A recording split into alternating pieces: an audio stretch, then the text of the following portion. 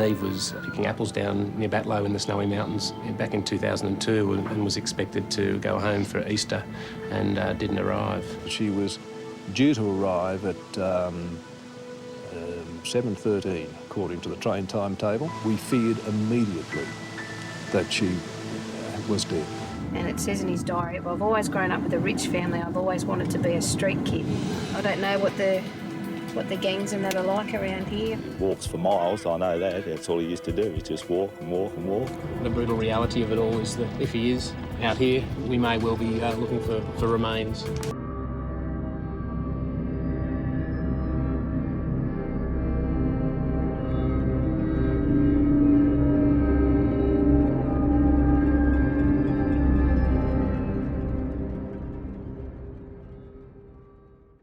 It's a new week at the Missing Persons Unit. How are we? I've got heaps here today. And it's a full caseload with some promising breakthroughs. Darren, you've got something in relation to the long-term missing person. Lynette Melbourne went missing in 1972 from Penrith Plaza area. Senior Constable Darren Conabeer has a new lead in the case of Lynette Melbourne, missing for 34 years. Diana and I are hoping to go out there today and go and have a word with the Melbourne family. It's going to be a busy day for Darren. I believe there's an update in the Veronica Green case. Yes, we've got some information through which I've passed on to Senior Constable Nugent in Victoria, and she's going to be visiting the daughters today, and it's looking very positive. Mandy, 14-year-old. Senior male, Constable Mandy Gale is handed the new case of Gavin, a 14-year-old schoolboy who's been missing for 3 days. You got anything such? Yeah, yesterday Pat and I went down to Northern Beaches, LAC.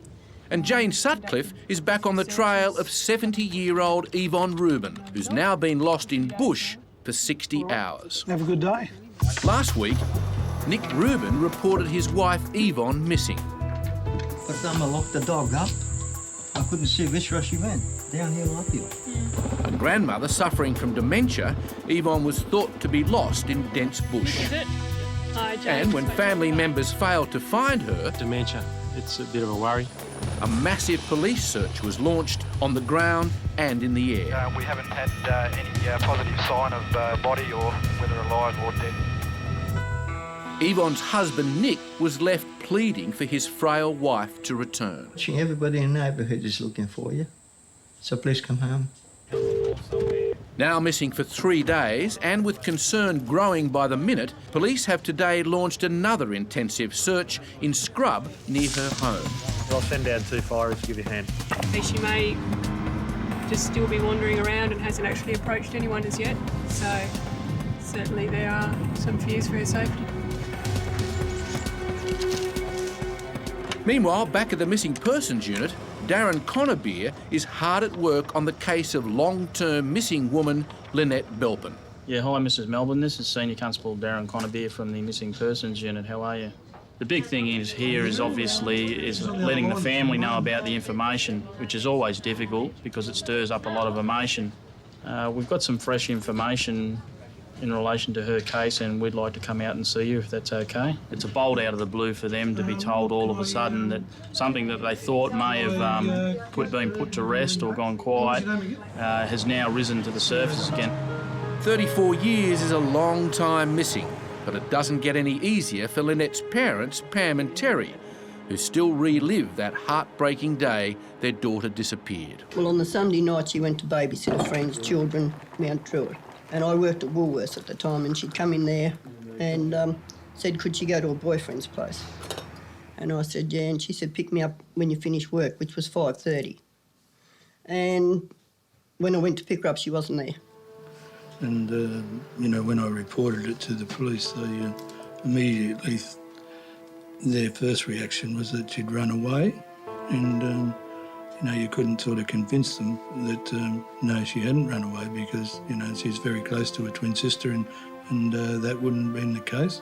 But, I mean, she wouldn't even go out in the dark to put a bin out, let alone just disappear. It's been a harrowing time for Lynette's mum and dad. More than 3 decades of nothing but bad news. Then you go to the coroner's court and you hear them say that somewhere around about the June 5th, 1972, that our daughter met her death. And, you know, that's hard to take. That all those years,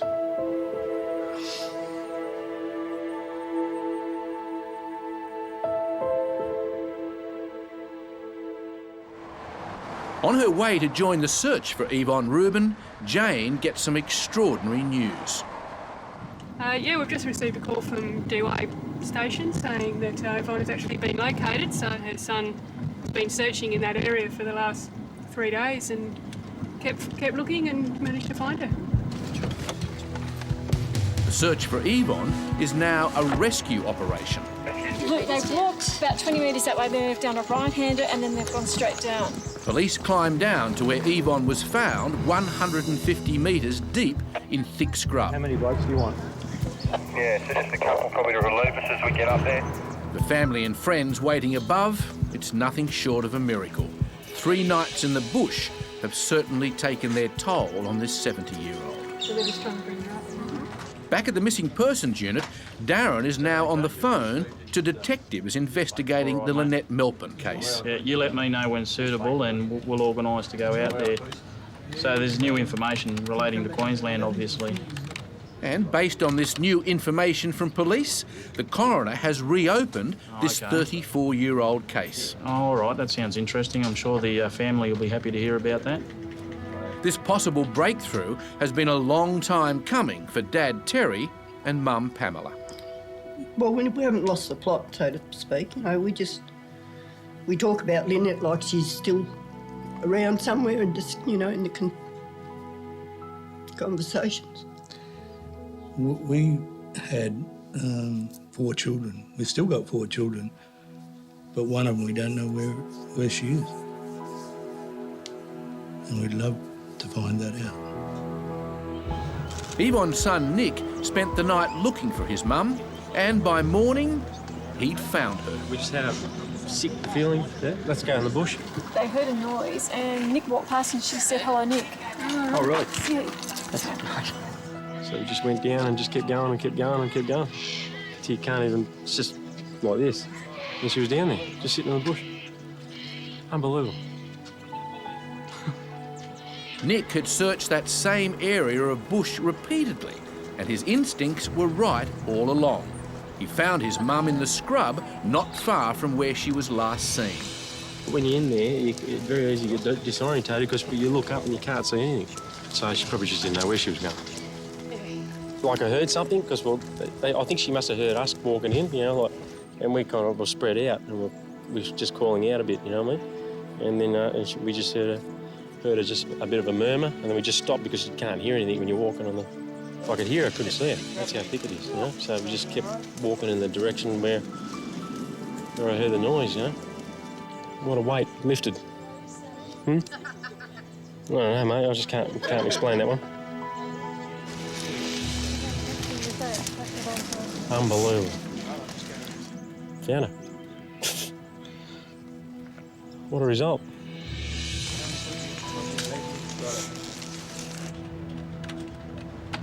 Back at the missing persons unit, Senior Constable Mandy Gale has been handed one of the day's most urgent cases. 14-year-old Gavin, missing for 3 days. I've got a report here of a missing 14-year-old boy who went missing earlier this week. They did try and contact his mobile phone. It went straight to a message bank and they've had no contact with him now for 3 days.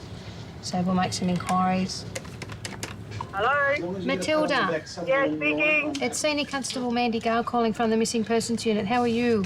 I'm good, thank you. That's good. Have you heard from Gavin? No, I haven't. Still not heard from Gavin? No. Would it be okay if we came round and talked to you about Gavin and just see if we can find out where he may be or get some details on some friends? After 2? I'll talk to you then. Bye. What a sweetie.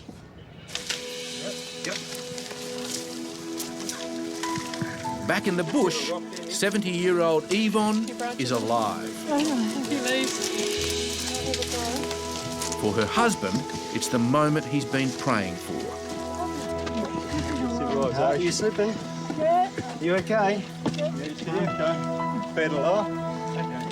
After 3 days and 2 nights alone in the scrub, Yvonne is finally reunited with her family.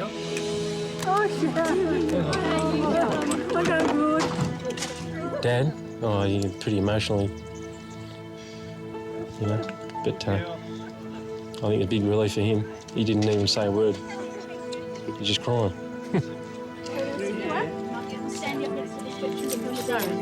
You all right? We sit you up there? She looks so great, isn't she? Yeah, she's an amazing, strong woman to have survived in the bush for 3 days, and it's great for her family to have located her, so yeah, really happy. But because of Yvonne's dementia, there's a real risk of her wandering off again. So Jane tells Nick about a new police initiative called the Safely Home program. And if that person is found wandering in the streets, then we can get in contact with the family and let them know where they are. But, you know, she amazes all of us. You know, we still can't get over the fact that she's so well. So it's a great result. We'll just keep going. Only a checkup at the local hospital will now determine if Yvonne is seriously injured. No, she seems in pretty good spirits, considering. As the search for Gavin continues, there's still no sign of the 14-year-old. But he's always had a fascination with life on the streets. Mandy's worried he's landed himself in real trouble. And it says in his diary, I've always grown up with a rich family. I've always wanted to be a street kid. Yeah, possibly just wants a bit of time out and hang around with his friends, do his own thing. As far as we know, he doesn't go to school, so wait and see what his mum says. We might get some more information, get an idea why he may have left home. His mum, Matilda, fears if Gavin isn't found soon, he may never come home. Across town, Darren and Diana are at Penrith Police Station to investigate the new evidence in the 34-year-old case of Lynette Melpin. We're reopening it because we've received information from a former member of the Penrith community who has seen a person with Lynette in the weeks leading up to her disappearance. Yep. That person was a lot older than her. It was really out of character for Lynette to be with them, and really no one else has known about this until now. The only reason why they came forward now, because she went missing back in 1972, so... The person was fairly young at the time and thought that the police basically had the investigation covered and that they definitely would have spoken to this person of interest, but it seems to be the case that the people who actually knew Lynette didn't know that she had any association with this fellow at all, so... This latest lead is Pamela and Terry's last hope of finding out what happened to their daughter, Lynette. I encouraged our family to believe that we would find Lynette. But as the years go on, I mean, it becomes harder and harder to not have the feeling that, you know, she's never going to come back. You have this horrible feeling that we could go to our graves not even knowing whatever happened to Lynette. Teenager Gavin has now been missing for over 72 hours. The first time he went missing is on Tuesday, the same week, and 3 days later I went looking for him and I found him in Summerhill Park, hanging out at the skate. Yeah, and I brought him home. He said, "Mum, I'm sorry, I went overboard. I had so much fun." And I said, "Oh, what sort of fun do you have on the street?" They walked me to the station on Saturday night. That's the last time I saw him. Has he taken any belongings, like a bag, no clothes, no nothing? No. Yeah, does he have a bag? As sad as it is, Matilda's story is not uncommon for the officers of the Missing Persons Unit, because around Australia, over 100 teenagers are reported missing every week. Just that he said he had always grown up in a sort of rich family, but he always wanted to be a street kid. Mandy is only too aware that time is running out for Gavin.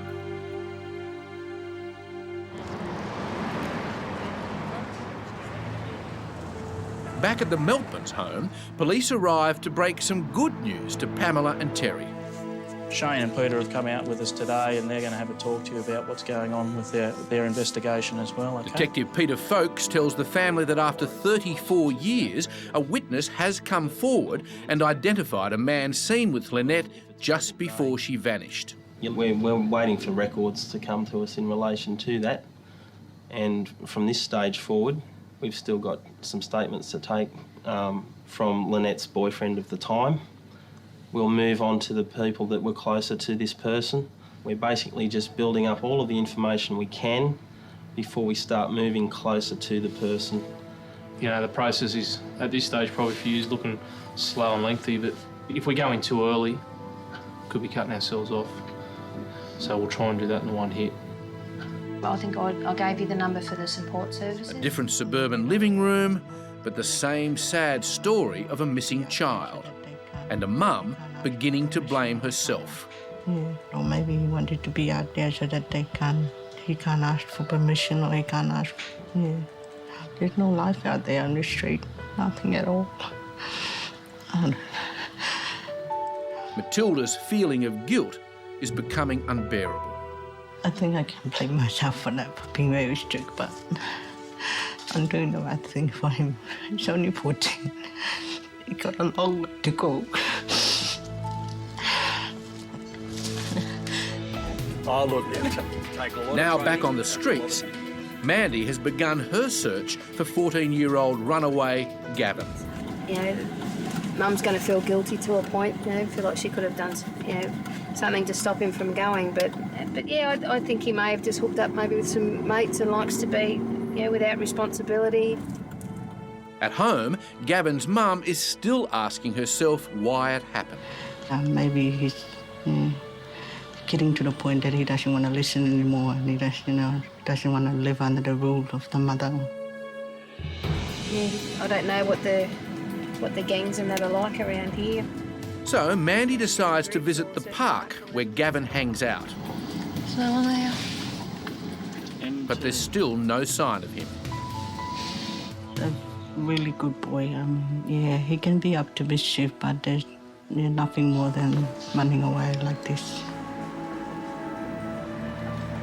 Cleaning Gavin's empty room helps Matilda keep busy while she waits for news.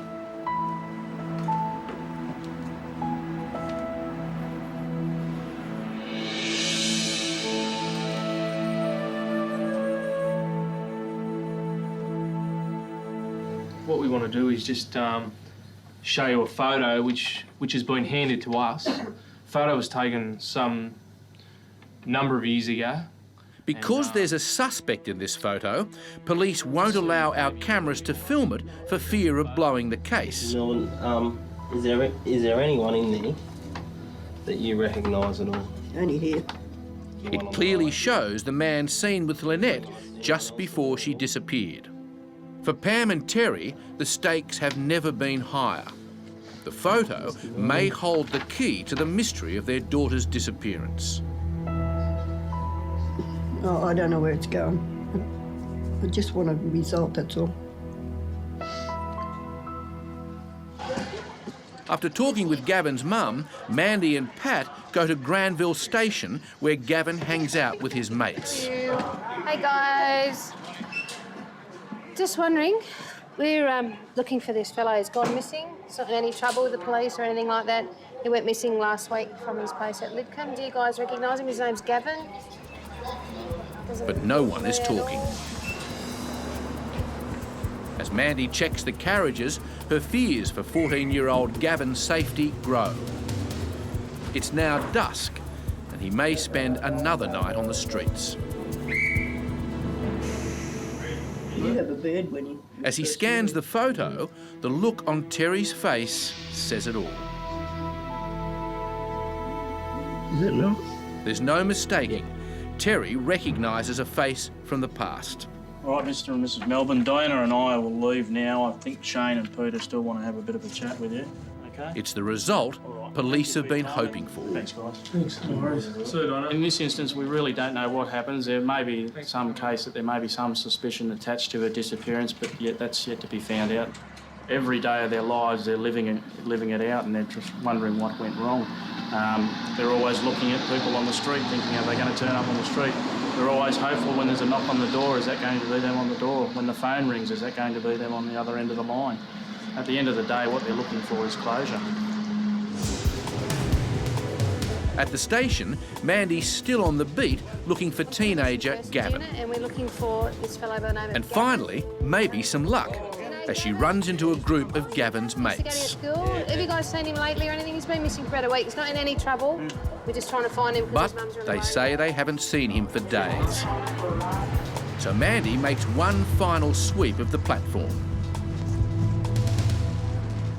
Back at the Melbourne residence, Lynette's parents are desperate for this new lead to go somewhere.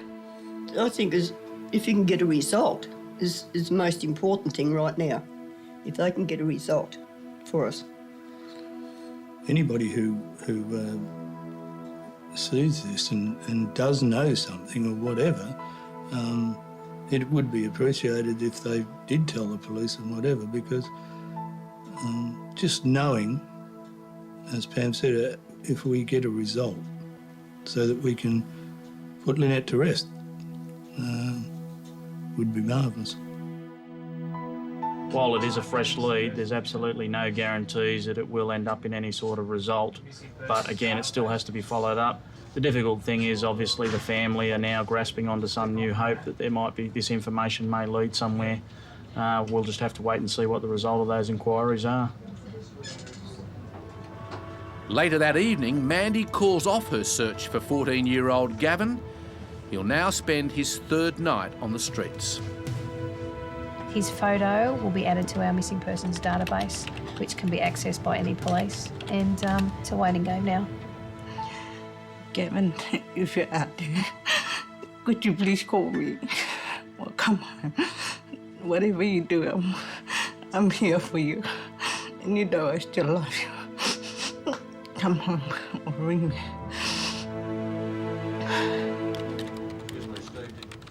Back at the Missing Persons Unit... Good work, very nice. Darren has had a win in the Victorian case of Veronica Green. Last week...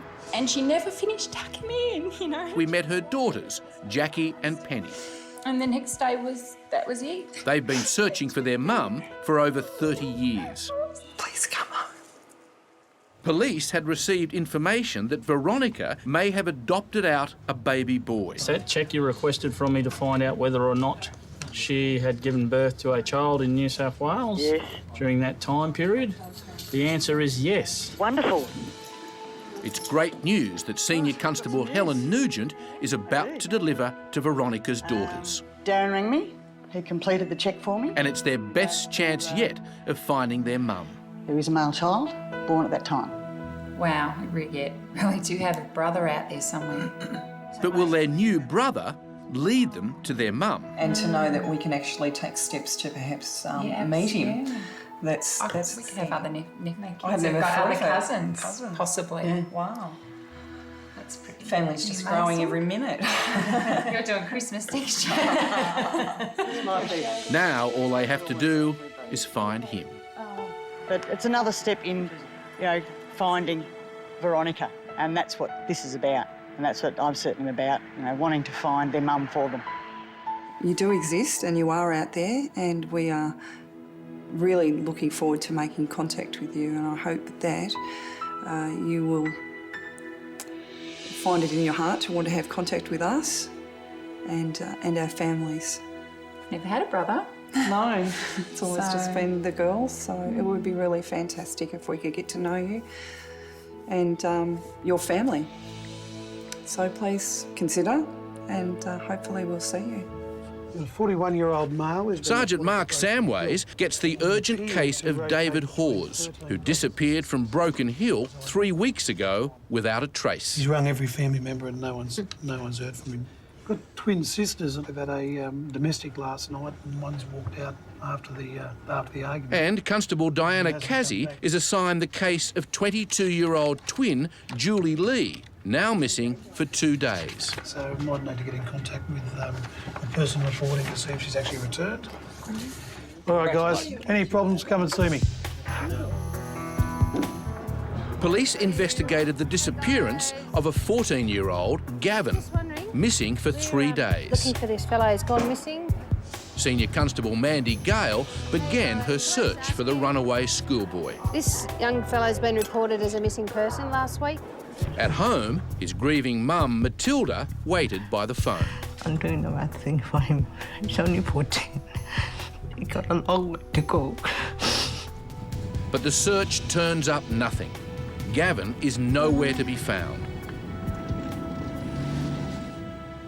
Hello, Matilda. It's Senior Constable Gale calling from However, the missing a persons new unit. morning brings some good news, And noticed that Gavin came home. but not for long. He did. He came home on Friday and now he's gone again. He's gone again. Yes, he is. Okay, we'll be round shortly and I'll bring your photo back and No I'll talk worries. to you then. Yep. All right, Okay, then. thanks, Yep. Matilda. Bye. Bye. Nothing. Back to square one. Also today, the new case of 41-year-old Broken Hill man David Hawes, missing for 3 weeks, is now hotting up. Look, before we go any further... Steve Jeffries begins the hunt by calling David's mum. We've got no idea where he might have headed for. No, well, this is it. We're a very close family, Yeah. and if he wasn't around duties, he'd be here. David, who's one of 13 children, has been depressed since recently being laid off from work. I don't know whether he's got any friends. Look, how's his state of mind? Was he all right Well, he last time we was. saw He him? was really down Was because he? they'd put him off work, and he had a few debts. How are you bearing up, Patricia, or how's your... Obviously, Steve is worried about David, I'm a very strong woman. but right now he's just as concerned about David's mum, Patricia. I haven't broke down yet, but I think I'm beginning to get to the end of me tether. There is a possibility that he may have taken something into his own hands or done something, but there's no evidence to suggest this at this stage, and it's a bit of a mystery, but it's out of character, and obviously the family have concerns. Back on the streets, Mandy begins yet another search for 14-year-old Gavin. This is the third time in as many weeks, I think, that Gavin's been missing. So each time he's been located at the skate park. So I'm trying to establish that with his mum, if that's exactly where he was found the last time. Mandy's first job is to re-interview Gavin's mum in the hope of uncovering a fresh lead. By now, for Matilda, there are no more tears. And like any mum, she's becoming more and more fed up with Gavin's running away. He came home and he slept all day the next day, and I said, "Oh, what's wrong with you? What happened? You know, are you sick? What do you want?" And he said, "It's just too boring. You know, it's better out there than in here." When Gavin did come home for a few hours, he only wanted one thing. He wanted money all the time, and I'm like, you know, there's better thing to do with money than giving it to him and spending it out there. That's not right. He's been drinking out there, thinking it's funny what they're doing, you know, that when he goes out, he comes back and, like, he tells me, like, stuff that he's done. I think it's like, he thinks it's good, what he's doing, but really, it's not. His uncle Edward knows exactly how he would deal with him. If we're back in the islands, he would have got a hiding already, but it can't happen here, so yeah, I don't know what to do with. Inspector Adam Taylor and Sergeant Mark Samways leave for Broken Hill to pick up the trail of David Hawes. We don't know a lot about David's state of mind at the time of him going missing. The evidence that we have provides two real possibilities. One, that he's managed to find a lift somewhere along the Mildura Road, or two, that he remains somewhere out there in the bush. I've been advised that Mum's finding it very hard to deal with this situation, as any mother would, and hopefully when we meet with her we can offer her some answers, and that's ultimately why we're heading to Broken Hill, to solve this case, to hopefully find David and to ease the anguish Mum's suffering. I mean, hopefully we will find David alive. The brutal reality of it all is that if he is out here in the bush, he's gone wandering, we may well be looking for remains. But when they arrive at the search site, they're confronted with some tragic news. Okay, Adam, we've just received some unfortunate news. The mother of the missing person's passed away. Oh, no. We're not exactly sure, but it's obviously directly related to the missing person, but unfortunately at this stage, we're just conducting some inquiries with the family. And that's devastating for the family. It seems David's mum, Patricia, simply couldn't bear the pain anymore. She died from a heart attack. My son was at a mate's place across the road from Mum's, and he rang me and said to go over to Mum's because the ambulances were there. But by the time I got there, I think Mum was, she didn't know much. But I think Mum just had enough.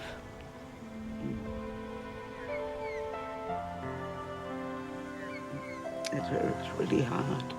I didn't get to say goodbye. Is Jackie there, please?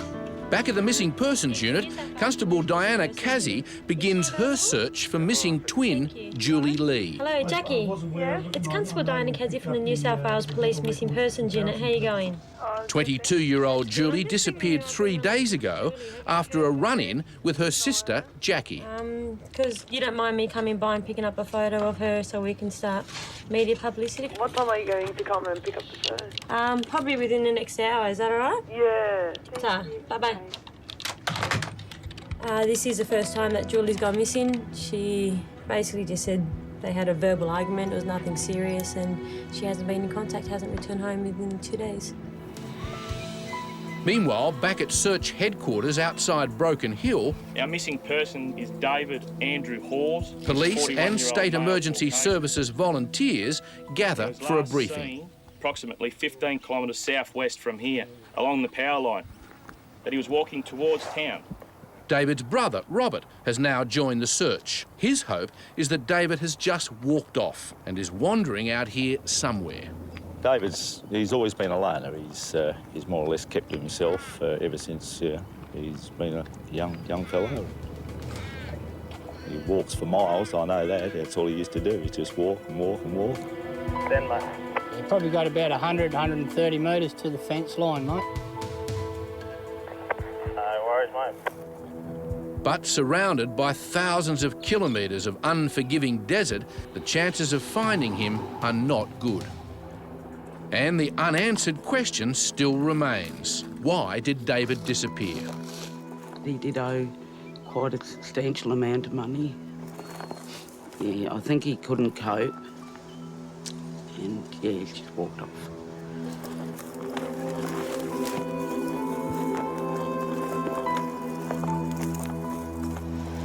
Domestic arguments account for 50% of the Missing Persons Unit workload. The twins have just come up from Victoria and Jackie and Julie have had a falling out together, so we're just going to go around and speak to her twin sister Jackie, the person reporting, and see how she is and if she's heard anything.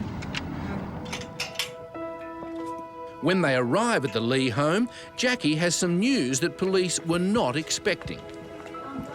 Yeah. Julia just called me right now.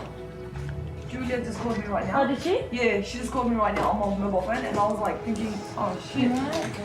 So do you mind if we come in? Yeah, sure. Okay. Thanks. Yeah. What did she say? She said, can you call her back on this number because she can't talk long. Did she sound okay or she upset? She sounded, I think it's because of maybe the fight that we had, but I thought that was nothing because normally we always have sister fights. Yeah, as you do. We all do. And then another anxious moment as the phone rings again. Yeah, where are you? Can you tell me where you are? Because I have to see that you're all right. Me and my sister used to fight all the time. I fight with my sister all the time. They just want to meet you and they just want to see that you're all right, please. It is Julie.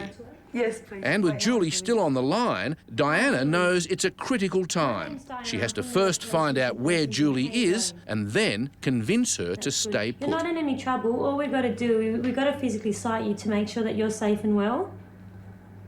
We all have fights. I mean, I have fights with my sister, so it's not unusual at all. But, I mean, at the end of the day, you know, your sister's really worried and she's very upset and she's happy that you finally called her. And we just want to see you, make sure you're safe and well, and, you know, your sister wants you back home. Meanwhile, in Broken Hill, it is stinking hot. After 6 hours of searching an area where David was last thought to have been seen, there is still no sign of him. Just looking for a backpack. David normally carries a backpack, black. Looking for any footprints. Basically just walking along looking, see what we can find. While the line search fans out further across the desert, Pol Air prepares for a sweep from the air. Up here following the power lines. Yep.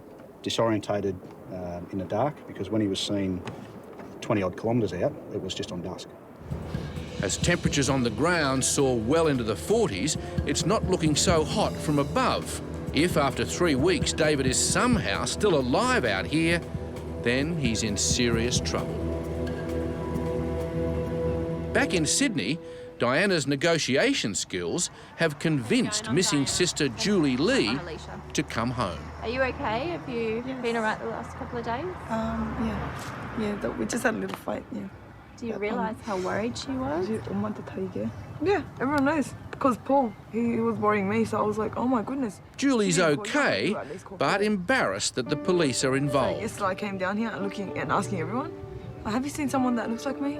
Are you planning on going back with your sister? Yeah, definitely. I'm glad everything turned out. For police, it's been a lot of work over something pretty trivial. Yeah, well, it's a lot of trouble over a phone. But trivial or not, the Missing Persons Unit don't have the luxury to pick and choose which cases they follow. Back in Broken Hill, a local farmer has come forward claiming he saw David Hawes only a few days ago. So, acting on this information, Paul the tracker has found some footprints. Missing person David had been spoken to by the grazier that owns this property, and that he was travelling from that way up towards Broken Hill following the power lines. So you can tell he's travelling towards Broken Hill through the way the indentation's heavy at the front of the toe. Yep. Where he's been walking, the toe usually digs in and drags back. He could have covered that 10 k's after dusk quite easily. Quite easily. But again, dehydration in this area doesn't take long to set on. The middle of February is still a fairly hot day. There's no time to lose. Police race off in the direction of the footprints. Well, it's hard. It's it's arid, hard country. 2 weeks out here in the heat. If he is out there in the bush, anything could have happened. A snake bite, he could have been injured. Anything could have happened. So if he is out here, things don't look too good for Dave.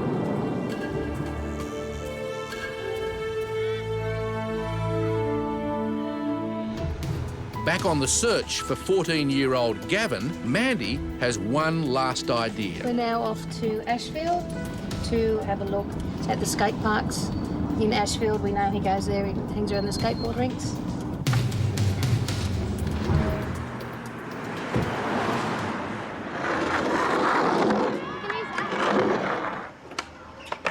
We're from the Missing Persons Unit. Yeah. We're looking for a boy by the name of Gavin. He's been missing for a few days and we know he comes down here a lot. I've seen him here. You've seen him here? Yeah. Do you know, has he been here? Mandy's hunch was right. Gavin has been here. Okay, if you see him hanging around, can you tell him to make sure he gets in touch with his mum? All right. Okay? Yeah. Can you go show us what you do? I can't do much. Show us And do more than what we And just as she's about to leave, she spots someone who's the spitting image of Gavin.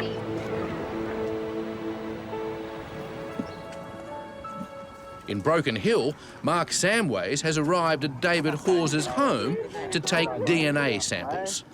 In the unfortunate event that David's body's found out in the bush somewhere, we need to positively identify him. Would there be any bottles that he's drunk out of? Only David's personal items will hold the vital DNA clues and fingerprints that will help police if they ever have to identify his remains. So all his possessions that he'd be touching are in his bedroom. Thanks. That's how good. Yeah, what we're looking for are items that are unique to the missing person and not items that are shared amongst family members and that.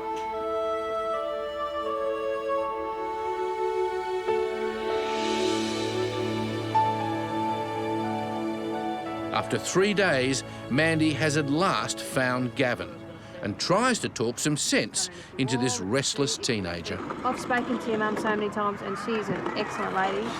And your uncle, they're so nice. All you got to do, and I know you're not really listening to me because you're not watching me, okay? But Gavin's not Just do the interested. right thing by your mum. Because you are 14, you're under the legal age. So Darren lays out the hard, cold To facts. a police station and the Department of Community Services involved. So the better option for us is to take you home now, all right? Right now. Matilda, this time I've got good news. I've got Gavin with me, and we'll be hand delivering him to you shortly.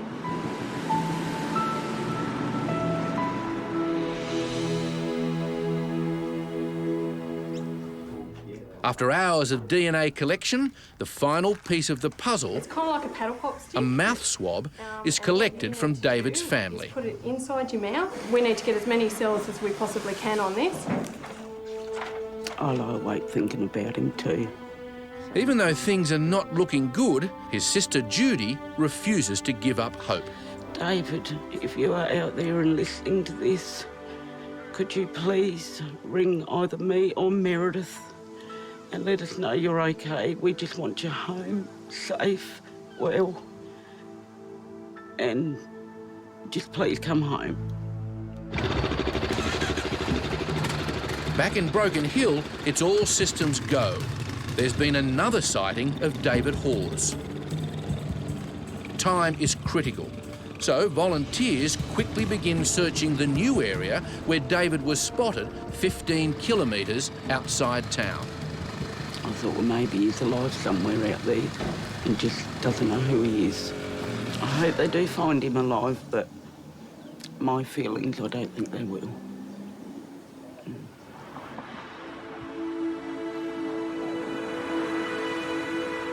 Meanwhile, Matilda is now waiting for police to bring her son Gavin home. Oh my God.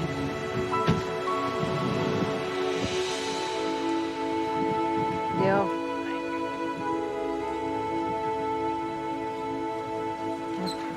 You recognise this guy? He's a nice boy, he's a good kid, isn't he? And 5 days on the street have certainly taken their toll on this teenager. I didn't run away. Then why you didn't contact me? Why you didn't... I couldn't. What do you mean you couldn't? Huh? Matilda tries to find out why he left, but Gavin is too upset to talk. I cannot tell what you want. Yeah? Thing is, And Mandy has something she wants to say too. your kids, you've got to set an example to your brothers and sisters, you know, because if they see you doing that, they're going to think it's okay when they're old enough that they can do that. So you've got to show these guys that you can be responsible and do the right thing and go to school. I think you've got a great home. You remember what we talked about in the car, okay? He's a good boy and... A sad scene to a happy end in Mandy's 6-day search for Gavin. For now, it's case closed.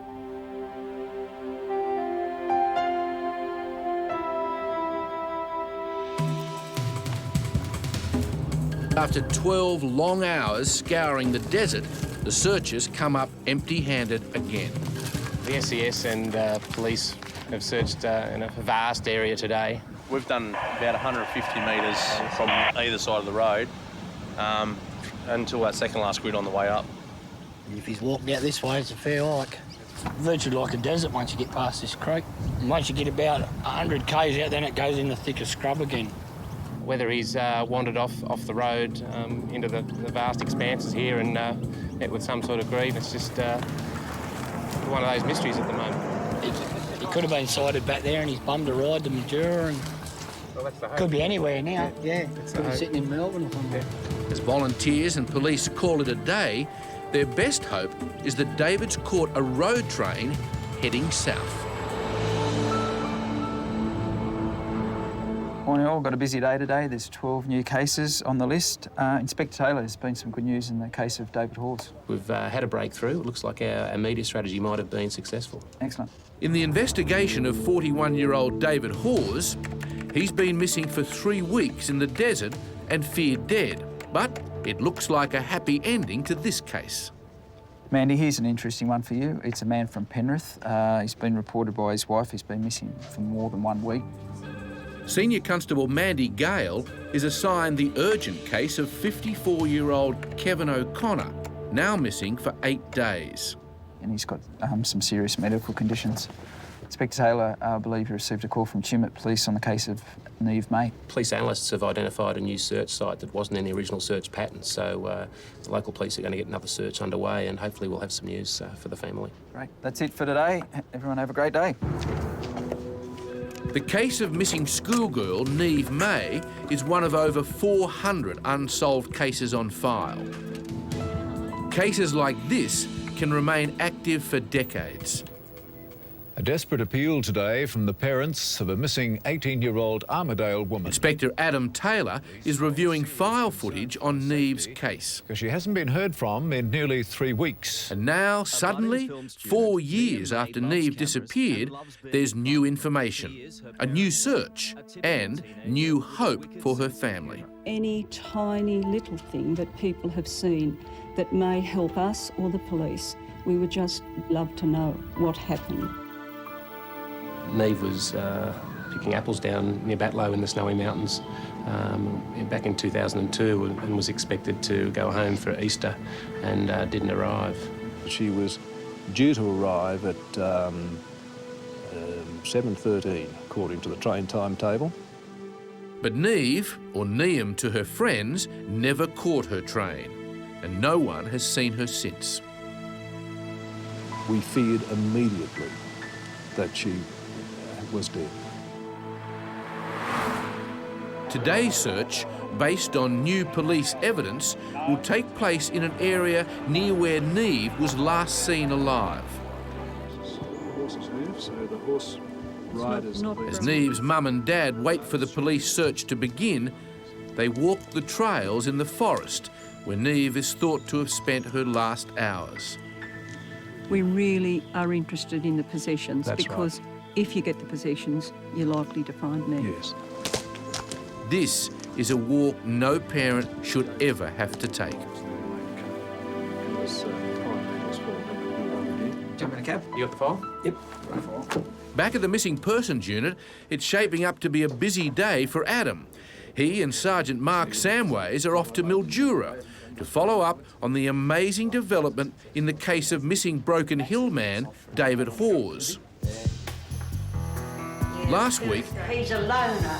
we reported 41-year-old David Hawes' disappearance. There's a difference there. He hadn't been seen for 2 weeks. How's his state of mind? Was he all right Well, he last time we saw him? was really down. There were grave concerns for his welfare. It's a bit of a mystery, but it's out of character. So Adam Taylor and Mark Samways went to Broken Hill to join the search. Our missing person is David Andrew Hawes. But when they arrived, they received devastating news. The mother of the missing person's passed away.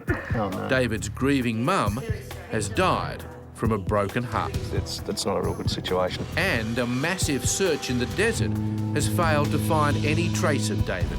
If he is out here, we may well be looking for remains. The best bet was that he'd hitched a ride out of town. He could have bummed a ride to Mildura and could be anywhere now. Now, 4 weeks after his disappearance, the Missing Persons Unit has received some great news. We're now at a rural location several hundred kilometres from Broken Hill. We have information that David is safe and well and working on a property. So we've flown in today and we'd like to speak to David and just ascertain that he is safe and well and just see what he has to say about the circumstances surrounding his disappearance. Following a statewide police media campaign to find David Hawes, a farmer who saw David's picture in his local paper called the Missing Persons Unit to tell them that a man who looked like David was working on his farm. Gentlemen, I introduce you to David Hawes. Adam Taylor, David. Mark Samways. How are you? Pleased to meet you. See how you doing? I'm fine. That's good. Happy? You look Fine. well, happy. I'm fine where I am. You're probably wondering what all the commotion was about. Basically, yeah. Like we say to people, it's not a crime to go missing. And all our involvement was to make sure that you're alive and well. It's not a crime to go missing. But what David sees as commotion was over 40 police who spent weeks looking for him, and it could all have been avoided if he had just called home.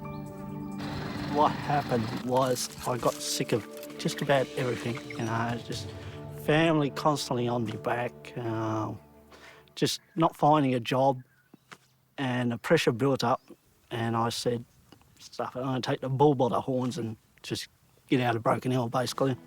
And without telling anybody, that's exactly what he did. Hitched a ride out of town, leaving his family behind to start a new life 300 kilometres south on a fruit farm. I got the job here and then settled down. And about 3 days later, it was like the world opened, basically. And I saw it in a different view, and it was quite a shock. It really was. But for David, there was an even bigger shock to come. Back in Batlow, Neve May's parents have returned from the forest to attend a police briefing for the third search for their daughter in 4 years. I'm just hoping to locate something that may indicate the whereabouts of Neem or the circumstances surrounding her disappearance. This new search for Neve's possessions left behind by her killer is based on recent evidence that links Neve's disappearance to a new area of bush. The whole investigation came to a standstill. It went through a review process, little bits of information that we received throughout the investigation, people that have found clothing, people that saw items of clothing some time ago. And as a result of that review process, the analyst had identified the Green Hill State Forest area as an area that should be searched. If we find anything, what we're looking for today is property, is a big thing. There's a picture floating around. Leah had a backpack, a number of bags, suitcases and shopping bags, which the analysts believe are all together. Anything you do find, don't touch it, don't move it. Neve's parents have had to come to terms with the reality that if they do find their daughter's possessions out here, they might also find her grave. Apparently it's common for people who've committed a crime of this nature not to be caught in a situation where they can be blamed, so they get rid of the evidence fairly quickly, and if that means a person and their possessions, generally they get rid of them both at the same time, and then they can claim that I don't know anything. But with 4 seasons of growth covering the forest floor since Neve disappeared, finding any clues in here is no easy task. Back on the farm, David is about to be dealt a devastating blow, that he may be the cause of his mum's death. Bit of a shock finding out my mother has died as well. She'd be the first one to tell me to don't look back, go on your life. The only factor I think that's going to be sticking in my mind is I might have been the cause of my mother's death. So, and like I said, that's a feeling I've got to work out later. So, who knows?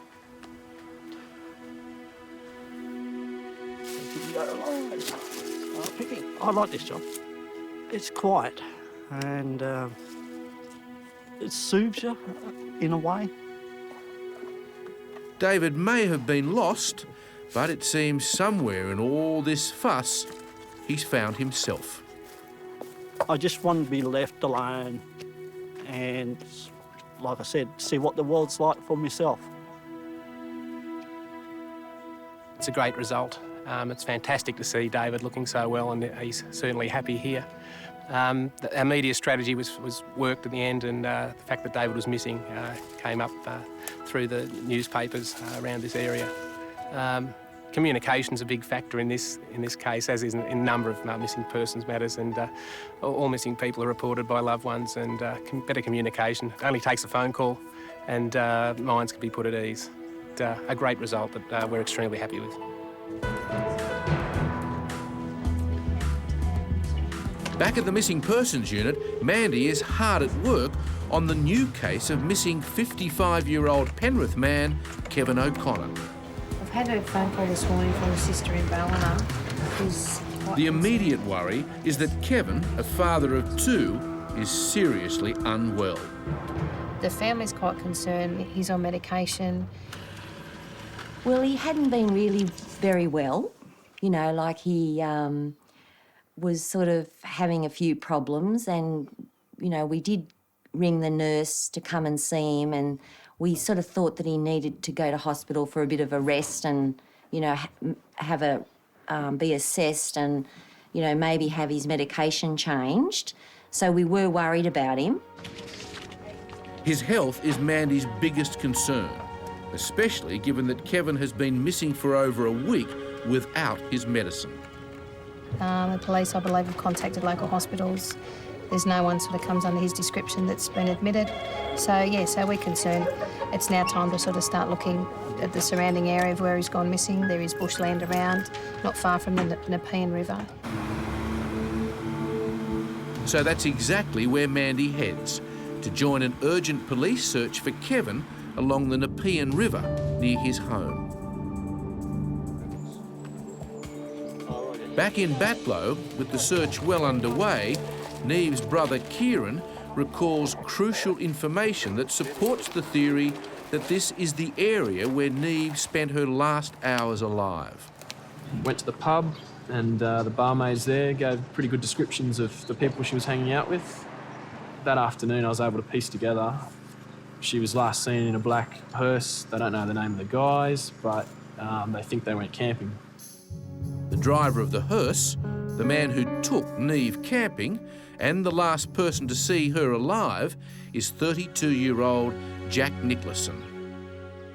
And this is the very campsite where Jack Nicholson told Neve's brother Kieran that he took Neve. That's probably the time when I first realised that she was in serious trouble, you know. These photos police found in Nicholson's hearse were taken at the campsite just before Neve disappeared.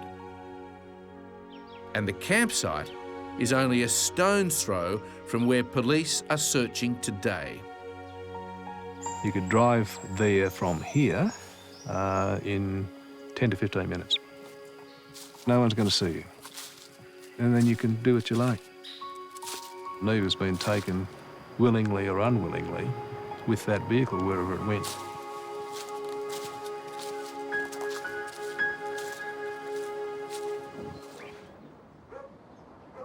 Down on the banks of the Nepean River, police are planning their search for 55-year-old Kevin O'Connor. This is the gentleman we're going to be looking for. So we're 6 days into it now. We believe he's left without shoes, possibly wearing shorts and a blue T-shirt. He was worried that he had to go to the doctor the next day, and he was worried they would put him into hospital. And he was worried about the drugs that they give him and, you know, because they make him feel sick and give him bad headaches, you know. So I think that's what triggered it off. Maybe one of the things anyway, you know. Mandy knows that time is running out. Her hunch is that because Kevin loves water and rowing, he may have gone down to the river. So we're going to put a Volunteer Rescue Association boat and a crew into the river. Her great fear is that without his medicine, Kevin may have become disoriented, fallen into the river and drowned.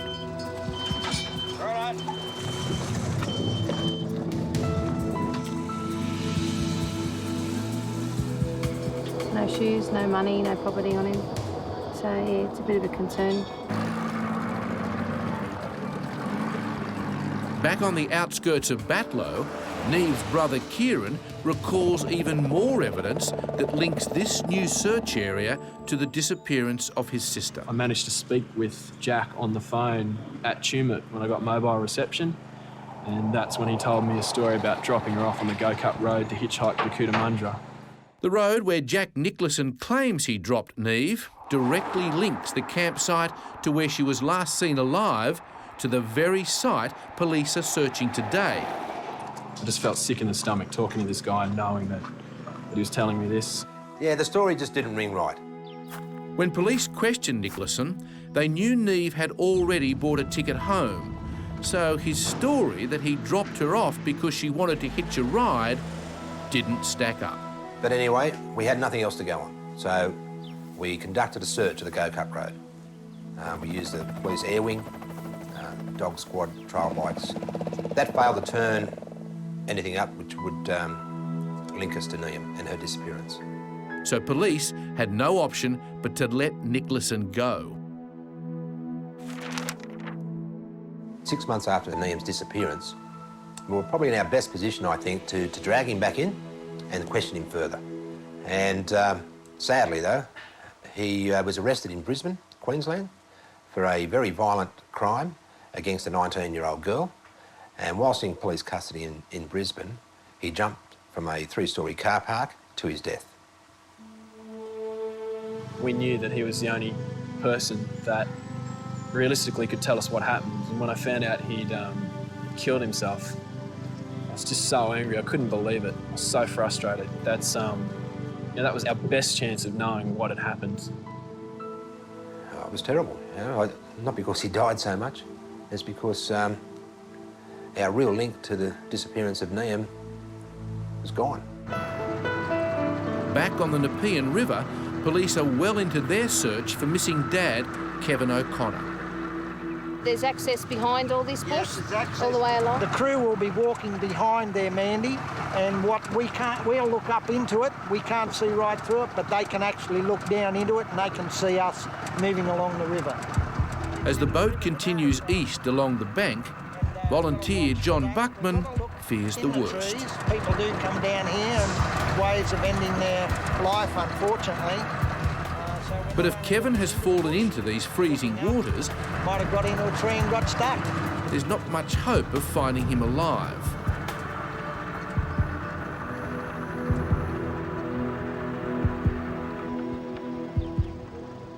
In Batlow, after 10 hours of searching the forest near the campsite where Neve was last seen alive, volunteers again return empty-handed.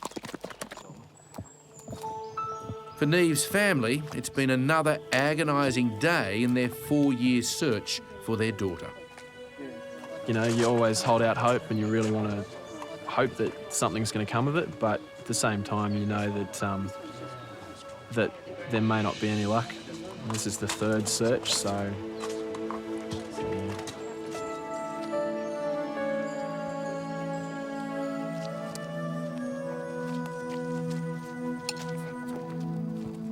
And despite yet another day of heartbreak, Neve's mum somehow finds the strength to be positive. And we are so grateful that you've done it. Even though we haven't found anything, we've achieved something, because for us and for you, it's covering in a little bit more of that map in the hope that eventually something will come up. But as the searchers leave, police have to face the brutal reality that Neve may never be found. We'd be asking the coroner to make a determination one way or the other. Is Liam May missing or is she deceased? I'm hopeful that we will find her, but I don't necessarily, I'm patient. I'm a really patient person, so I'm prepared to wait decades. If anyone remembers seeing Neve or Neve with Jack in the Batlow Tumut areas in March or April 2002, please contact Crime Stoppers on 1800 333 000. The smallest piece of information could be the piece we need.